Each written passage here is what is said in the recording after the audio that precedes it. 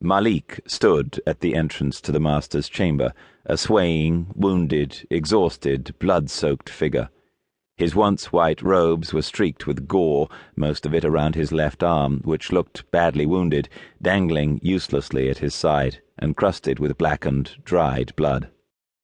As he moved into the room, his wounded shoulder dipped, and he hobbled slightly.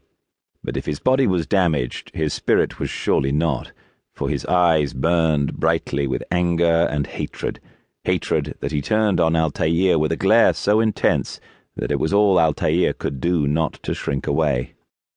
"I still live, at least," growled Malik, his stare remaining on Altair, his bloodshot eyes brimming with reproach and fury. He took short, ragged breaths. His bared teeth were bloody. "And your brother?" asked al-Mualim. Malik shook his head. "Gone." For a beat, his eyes dropped to the stone floor. Then, with a sudden burst of angry energy, he lifted his head, narrowed his eyes, and raised a trembling finger to point at Altair. "Because of you!" he hissed. "Robert threw me from the room." Altair's excuses sounded feeble, even to his own ears, especially to his own ears. "There was no way back, nothing I could do." "Because you would not heed my warning," shouted Malik, his voice hoarse.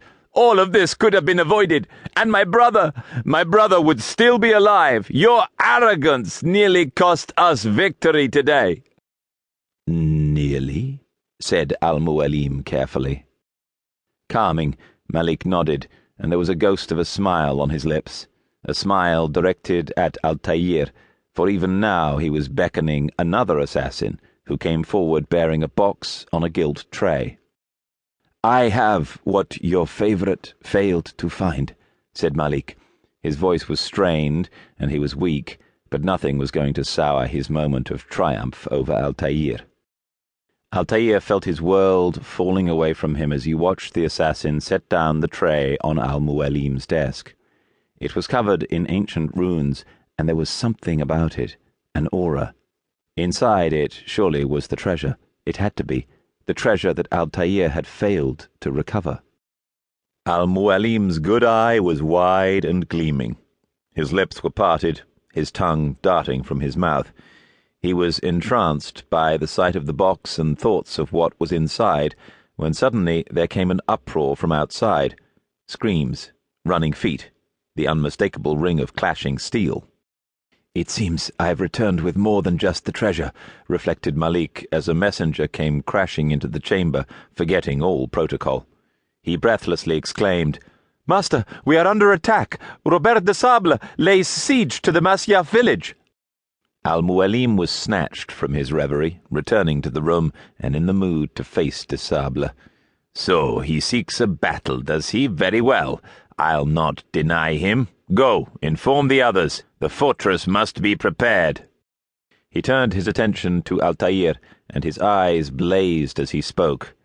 "As for you, Altair, our discussion will have to wait. You must make for the village, destroy these invaders, drive them from our home." "It will be done," said Altair, who could not help but be relieved at this sudden turn of events. Somehow the attack on the village was preferable to having to endure more of this humiliation. He had disgraced himself in Jerusalem. Now was the chance to make amends. He vaulted from the landing behind the master's chamber, landing cat-like on the smooth stone, and dashing from the tower, pleased to go into combat. As he dashed across the training yard, then through the main gates, he wondered whether being killed now might provide the escape he desired. Dying now, would that be a good death, a proud and noble death? Enough to exonerate him? He drew his sword. The sounds of battle were closer now. He could see assassins and Templars fighting on the upland at the foot of the castle, while farther down the hill, villagers were being scattered under the force of the assault, bodies already littering the slopes. Then he was under attack. A Templar knight rushed him, snarling, and Altair twisted, letting his instincts take over, raising his sword to meet the Christian, who came bearing down upon him fast and hard, his broadsword slamming into Altair's blade with a clash of steel. But Altair was braced, feet planted wide apart, the line of his body perfect, and the Templar's attack barely moved him.